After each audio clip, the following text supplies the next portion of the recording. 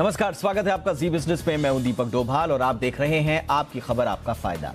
जी business की जालसाजों के खिलाफ मुहिम लगातार जारी है। आज हम आपको फ्रॉड के एक नए तरीके के बारे में बताएंगे जिसमें जालसाज फिंगरप्रिंट्स का क्लोन बनाकर ठगी कर रहे हैं। जी हां, हरियाणा में ठगों ने रजिस्ट्री डीड के थंब इंप्रेशन को वेबसाइट से उठाया, उसका क्लोन बनाया और आधार इनेबल्ड पेमेंट सिस्टम के जरिए बैंक खाते से पैसे उड़ा दिए। आज हम ठगी के इस नए तरीके पर करेंगे चर्चा ताकि लोग आगाह हो जाएं, क्योंकि आज तक आपने credit card, debit card, ATM card cloning सुनी होगी, फोन क्लोनिंग सुनी होगी, लेकिन अब ये फिंगरप्रिंट क्लोनिंग भी हो रही है। और जैसे जैसे हम डिजिटल इंडिया की तरफ बढ़ रहे हैं वैसे वैसे हर चीज आपको याद होगा आपके थंब पे आ रही है। लिहाजा अगर थंब इंप्रेशन की क्लोनिंग हो रही है तो समझ लीजिए आपका सब कुछ दांव पर है। इसलिए इस पर बात करना बहुत जरूरी है। एक्सपर्ट से समझेंगे कैसे बचना है, फ्रॉड का तरीका क्या है, क्या उपाय हो सकते हैं। लेकिन पहले यह रिपोर्ट देखिए।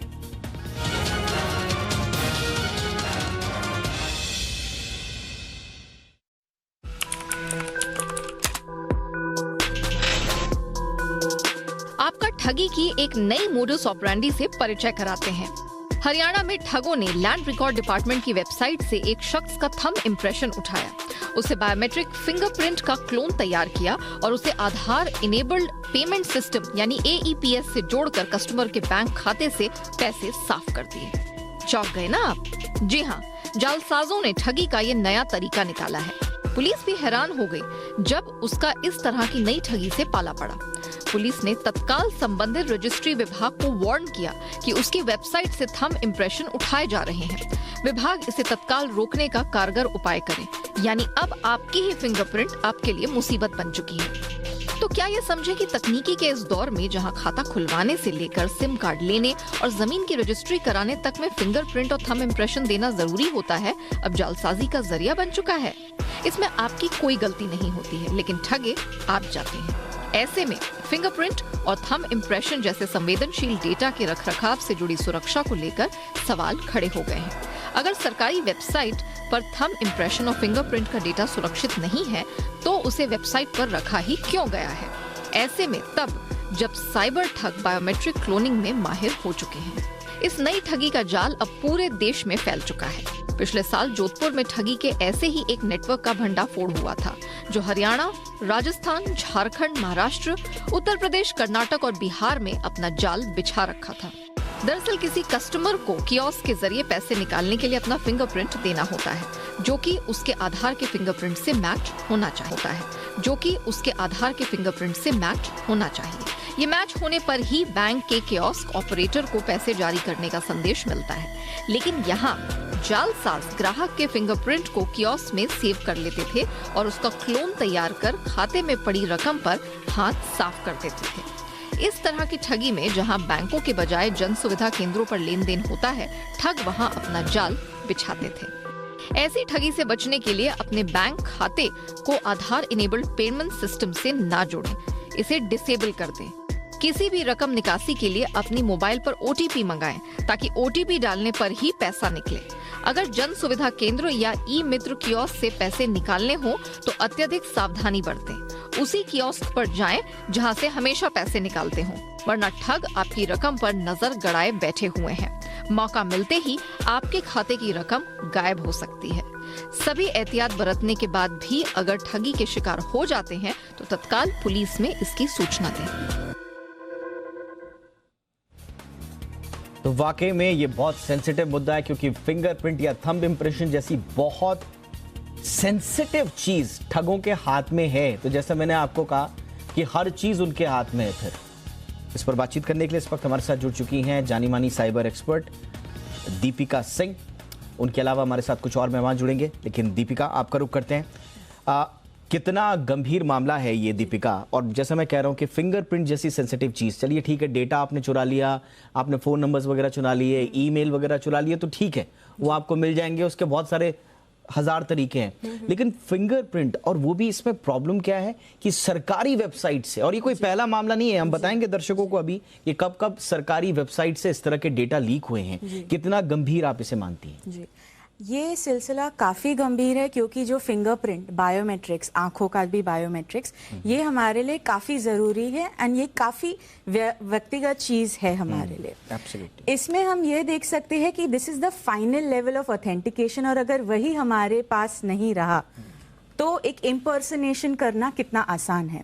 साइबर क्राइम के वर्ल्ड में एक टेक्निक है जिसको हम सोशल इंजीनियरिंग बोलते हैं। Okay. सोशल इंजीनियरिंग का मतलब यही होता है कि एक विक्टिम या एक टारगेट के बारे में जितनी भी इंफॉर्मेशन है हम उसे इकट्ठा करें और उसका इस्तेमाल करके उसके प्राइवेसी में इंट्रोड्यूशन करें। ये हैकर्स करते हैं social engineering. Social engineering. Let me start by a few questions. आपके पास पेट है? आपका पेट का नाम क्या है? आपकी मम्मी कहाँ से है? आपके दादाजी का नाम कहाँ से है? Etcetera etcetera etcetera.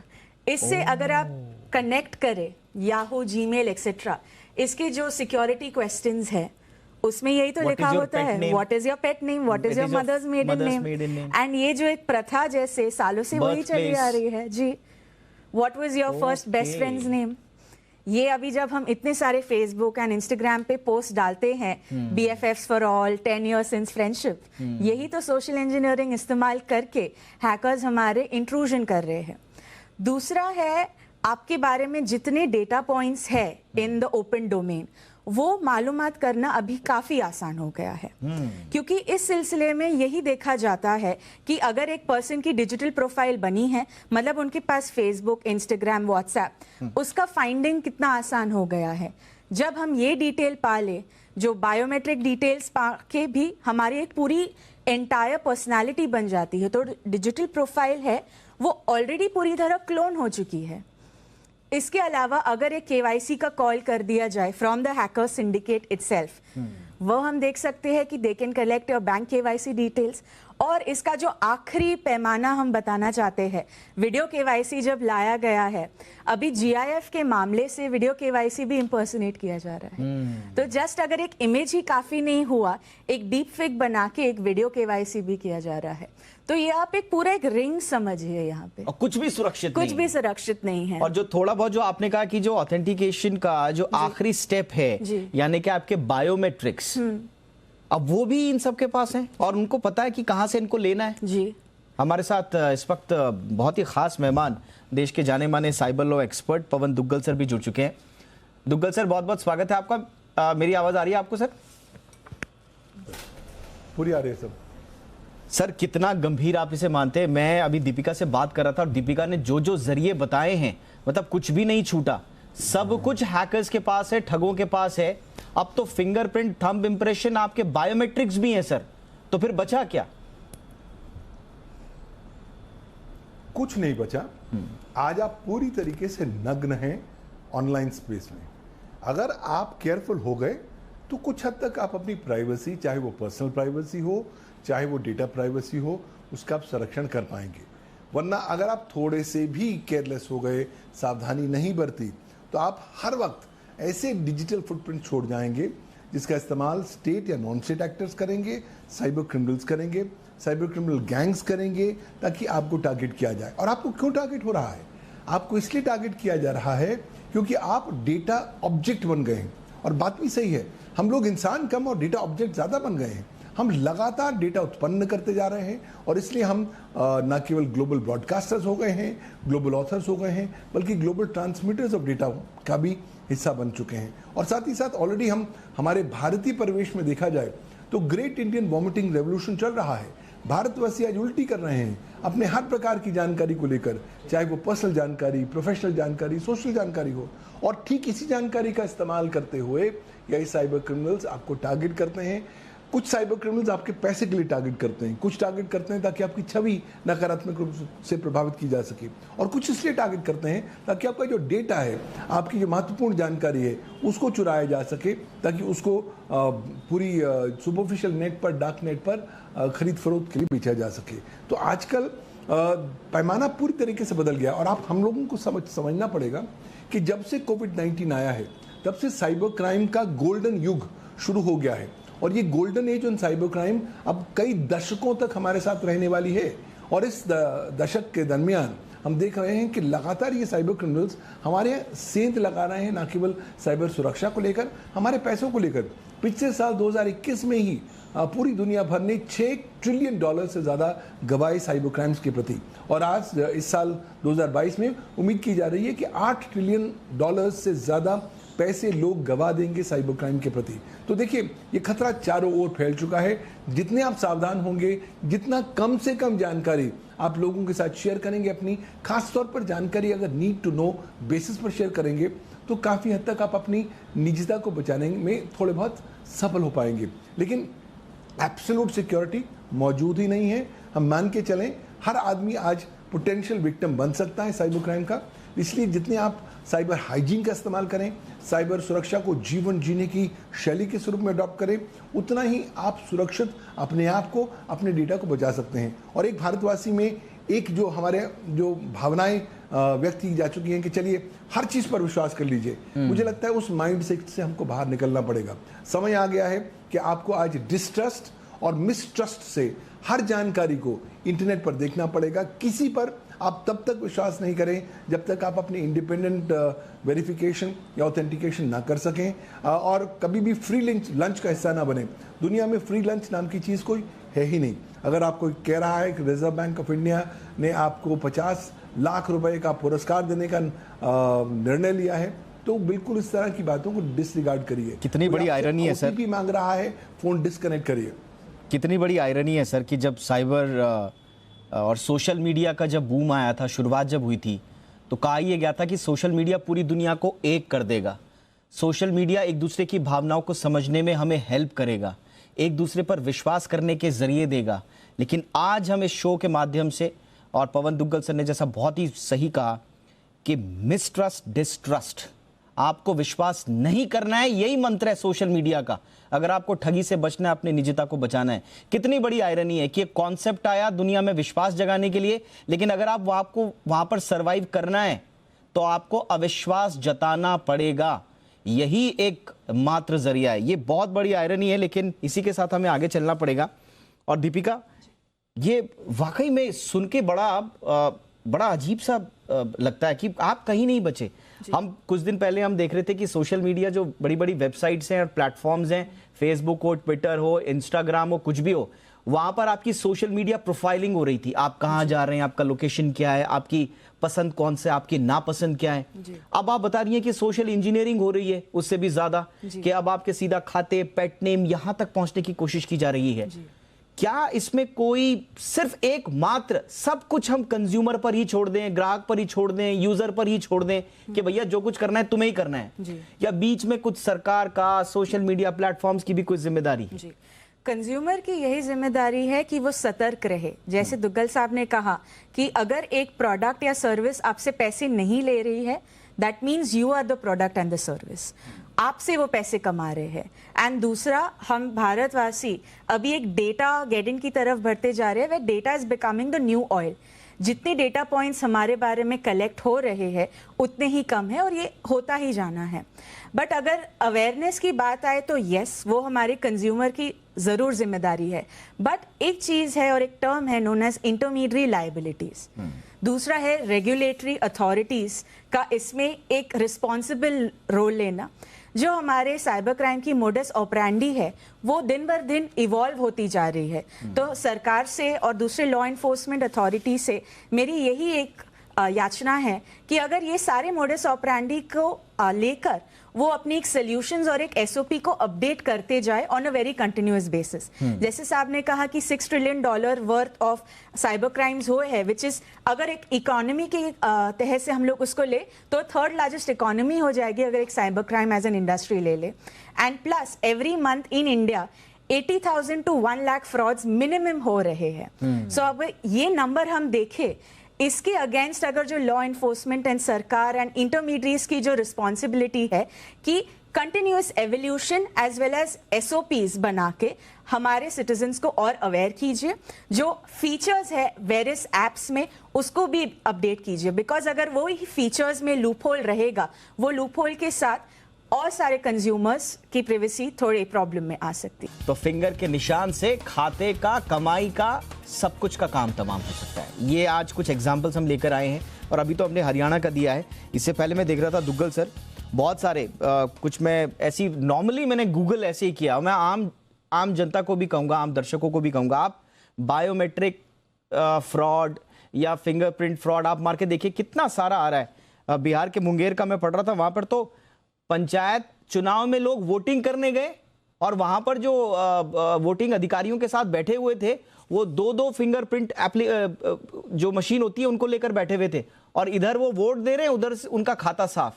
इतना सेंसिटिव डेटा। और जो मैं पवन सर आपसे जो कह रहा था कि एईपीएस का जो कॉन्सेप्ट है वो पूरा एक क्रांति लाने के लिए पूरा कॉन्सेप्ट आया था, खासतौर से ग्रामीण इलाकों में, लेकिन वो ठगी का अगर जरिया बन रहा है तो फिर सरकार को तो इस पर ध्यान देना चाहिए। एग्जाम्पल तो बथेरे पड़े हैं सर, इस पर कोई ध्यान क्यों नहीं दे रहा?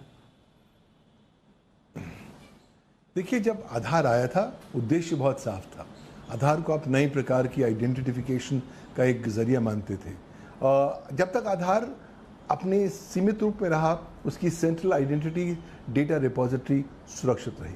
लेकिन जैसे जैसे सरकार ने कहा कि साहब हर चीज़ के साथ आधार जोड़ देते हैं, वहाँ पर क्या होने लगा कि आधार के आसपास एक पर्यावरण बनना शुरू हो गया, जिसे हम आधार इकोसिस्टम बोलते हैं।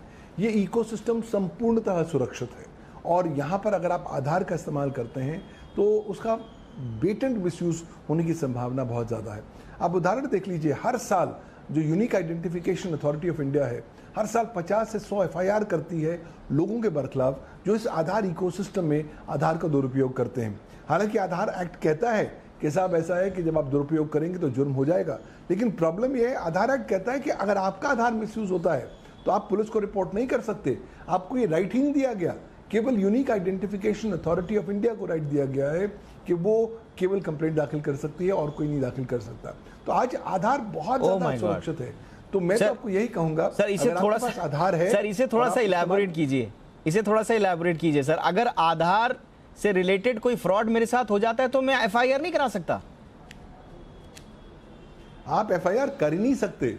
आप आधार एक्ट 2016 को देख लीजिए, आधार अमेंडमेंट एक्ट 2019 को देख लीजिए। वो कहते हैं आपको हम वंचित करते हैं कि आप पुलिस को भी रिपोर्ट नहीं कर सकते, क्योंकि कोई भी आधार की रिपोर्ट होनी है तो वो केवल आधार अथॉरिटी यानी कि unique identification authority of India he police में रिपोर्ट कर सकती है। आप रिपोर्ट नहीं कर सकते। और अगर एक बार आपका आधार का दुरुपयोग हो गया, मिसयूज हो गया, तो आजीवन के लिए आपके पास एक समस्या का सबब खड़ा हो गया। क्यों? आपके पास कोई रेमेडी नहीं है, क्योंकि आधार के साथ आपकी बायोमेट्रिक्स जुड़ी है, आपकी आइरिस स्कैन जुड़ा हुआ है, आपका अंगूठे का निशान जुड़ा हुआ है। और सर मंशा क्या है सर? ये मंशा क्या है? ये मंशा क्या है आम आदमी को एफआईआर से वंचित करने की? मंशा क्या है इसमें अथॉरिटी की?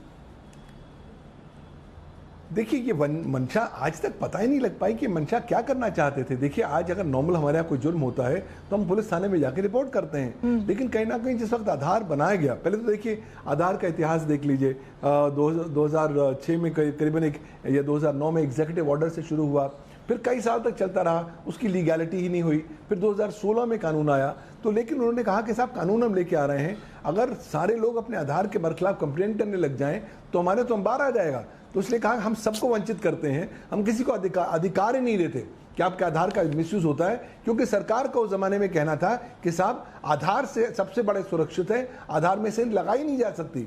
सरकार खुद भूल गई कि जब आप हर चीज़ों के साथ आधार को जोड़ रहे हैं, चाहे वो बैंक अकाउंट हो, चाहे वो आपका पैन कार्ड हो, चाहे वो आपका इनकम टैक्स रिटर्न हो, चाहे कंपनी रिटर्न हो, तो आप एक पर्यावरण इकट्ठे कर रहे हैं। और पर्यावरण आज पूरी तरीके से इसलिए सुरक्षित है क्योंकि भारत के पास कोई साइबर सुरक्षा कानून ही नहीं है। आज 2022 मई में हम बैठे हुए हैं, आज तक कोई साइबर सुरक्षा कानून नहीं है, इसलिए ये पूरा आधार का जो पर्यावरण है सुरक्षित है। आधार का पर्यावरण तो आपने बना दिया, अगर आपके पास आधार है। बिल्कुल सर, आधार का पर्यावरण आपने बना दिया और पर्यावरण को प्रदूषित करने वाले कारकों के बारे में सोचा ही नहीं। इनफैक्ट आप बढ़ावा दे रहे हैं कि ये पर्यावरण प्रदूषित हो, लोग डूबे, सांस लेना दूभर हो, यहां तक कि मर जाएं लोग, इसके बारे में कोई सोच ही नहीं रहा है। ये बहुत इंपॉर्टेंट एस्पेक्ट आपने रखा है sir, thank you so much. हम इस पर जरूर आगे चर्चा करेंगे, लेकिन अब एक आम आदमी के लिहाज से दीपिका ये बताएं कि कौन कौन से जरिए हैं और ये आपके फिंगरप्रिंट्स, आपके बायोमेट्रिक्स मिसयूज कर सकते हैं, आम आदमी को क्या क्या जानना जरूरी है? जी जरूर। अभी अगर हम AEPS की जो एग्जाम्पल हमने देखे हैं, AEPS जब लॉन्च हुआ था तो सरकार ने हमें यही बोला था, bank account number, Aadhaar number as well as the biometrics are needed for a faster payment enablement in the kiosk based system. अभी इसमें ये 3 चेक्स हमारे पास आ गए हैं, तो अगर एक परपेट्रेटर को, एक जालसाज को अगर देखना चाहिए तो पहला वो जाएगा फिंगरप्रिंट कलेक्ट करने को। अभी प्ले स्टोर पे और कई जगह पे, फेसबुक पे, व्हाट्सएप पे काफी गेम्स आ गई है एस्ट्रोलॉजी एंड पामिस्ट्री एप्स की। ये एक छोटा सा उदाहरण मैं पेश कर रही हूँ जो पर्सनली मैंने रिसर्च एंड इन्वेस्टिगेट किया था। पाम हिस्ट्री में हमें अपने सारे बर्थ डेट से लेके सारे कुंडली डिटेल्स देनी होते हैं, प्लस एक पूरा पाम स्कैन करना होता है। वो पाम स्कैनिंग में एटलीस्ट एक डेटाबेस बन जाता है। पाम हिस्ट्री मतलब वो जो हाथ दिखाते हैं, दिखाने वाले ज्योतिष को। जी जी जी। ओके, उसके भी ऐप्स हैं? उसके भी ऐप्स हैं कि आप ऐप पे हाथ दिखाएंगे तो ज्योतिष उधर से बता देंगे कि आपका भविष्य क्या है, या डिजिटल ज्योतिष बना देंगे। Oh my God. एंड उसमें हर एक पर्सन जो एस्ट्रोलॉजी में बिलीव करता है, ये उनका बिलीफ है, बट ये जो परपेट्रेटर्स है ये एक डेटाबेस बना रहे हैं of all these data points. एक इनफैक्ट स्टडी हुई थी विद सेलिब्रिटीज जो ऐसे फोटोज खिंचाते हैं या ऐसे फोटोज खिंचाते हैं, उनके भी जो फिंगरप्रिंट्स थे उसको डिजिटली एक्सट्रैक्ट करके स्टिच किया गया था। तो अगर हम सेलिब्रिटीज का यही कर सकते हैं, there are so many high net worth people and very VIP people. मेरा ध्यान गया नहीं दीपिका जी, इनको तो फिंगरप्रिंट चाहिए ना, और फिंगरप्रिंट क्या है? हाथ की लकीरें। और वो कह रहे हैं कि हम हाथ की लकीरें देखकर आपका भविष्य बता देंगे। हाथ की लकीरें जब आप उनको थमा देंगे, और उससे भी बड़ी बात तो ये है कि हाथ जोड़ना, हाथ हिलाना, बड़े बड़े वीआईपीज के फोटो छपते हैं, उनको वो जूम इन करके उनका फिंगरप्रिंट भी ले सकते हैं। जी जी, आप रिसर्च गूगल पे आप टाइप कीजिए celebrities fingerprints extracted through photo editing apps. 2 या 3 स्टेप लगते हैं and these are free softwares जो अवेलेबल है हमारे ओपन सोर्स लाइब्रेरी में। सो जब ये स्टेप्स देख लेते हैं एक परपेट्रेटर, वो ये स्टेप्स का एक सूची बना लेते हैं कि उन्हें क्या क्या कलेक्ट करना है। अभी ठीक है, मेरे पास फिंगरप्रिंट आ गए, फिंगरप्रिंट के पास मेरे पास वो पर्सन की contact details, full name, because अगर हम कुंडली ऐप पे डालें तो हम फुल नेम ही डालेंगे। फुल नेम आ गया, एक कॉल जाएगा, कोई भी स्टोरी लाइन उन लोग बना लेंगे। साइबर जो एक खेल है, साइबर क्राइम का जो एक खेल है, वो है एक गेम ऑफ फियर और अ गेम ऑफ ग्रीड। ये दोनों जो स्तंभ है, इसका इस्तेमाल करके या तो वो आपको डरा सकते हैं या कुछ लालच दे सकते हैं in terms of lottery, in terms of any gifts etcetera. उसमें एज ए ह्यूमन बीइंग जो इतने टेक्निकल सैवी नहीं है, जिनको उतनी अवेयरनेस नहीं है, वो जाके अपनी डिटेल्स दे देते हैं। तो अभी ले जो हमारे पास आ गया एक आधार नंबर और एक हमारे पास बैंक अकाउंट नंबर आ गया। अभी इसके अलावा हमारे पास और कुछ चाहिए नहीं। अभी तीसरा स्तंभ, अगर किसी ने सिर्फ आधार नंबर दिया और बोला कि मुझे मेरा बैंक अकाउंट नंबर याद नहीं है, चलो वो भी हमें केस ले ले। तो अभी जो यूपीआई एप्स है, उस पे अगर मैं किसी का नंबर या फोन नंबर लेके या यूपीआई आईडी लेके किसी को भी भेजूं, मैं अपने बैंक से उसका बैंक अकाउंट नंबर पता लगवा सकती हूँ, क्योंकि वो एक बेनिफिशियरी हो गया। सो ये सारे जो स्तंभ है, परपेट्रेटर्स क्या करते हैं, दे हैव अ चेकलिस्ट। वो चेकलिस्ट में वो अपना डेटा पॉइंट्स कलेक्ट करते रहते हैं, और डेटा पॉइंट्स कलेक्ट करने की ऐसी हजारों सारी चीजें हैं जो वो एप्लीकेशन मोड में लाते हैं। इसके लिए जैसे दुग्गल साहब ने कहा, और काफी एक्सपर्ट्स यही कह रहे हैं कि information on need to know basis, need to know, think before you click और शेयर। बिकॉज आजकल जब हम देखते हैं women's day, mother's day, father's day, इस पे काफी सारे लिंक्स आते हैं that if you want to wish your mother please type your name and then the wish will come with your name etcetera. But जब हम वो ऐसे लिंक्स पे क्लिक करते हैं, हमारा डेटा, हमारा फोन डेटा, हमारा आईपी एड्रेस सभी उनके पास जाता है। यानी कि सब कुछ इनके पास है, आपका डेटा, आईपी एड्रेस, लोकेशन, आपके पसंद नापसंद, आपके मदर फादर का नाम, उनकी फोटो, उनके फिंगरप्रिंट्स भी होंगे, आपके पेट का नाम, सब कुछ तो है। और हम यहाँ डेटा प्रोटेक्शन की बात कर रहे हैं। बिल्कुल सही कहा सर ने कि डेटा प्रोटेक्शन या डेटा सिक्योरिटी ये सिर्फ एक मेरे ख्याल से एक ख्वाब है। ये कुछ एक्चुअल में है कुछ नहीं है।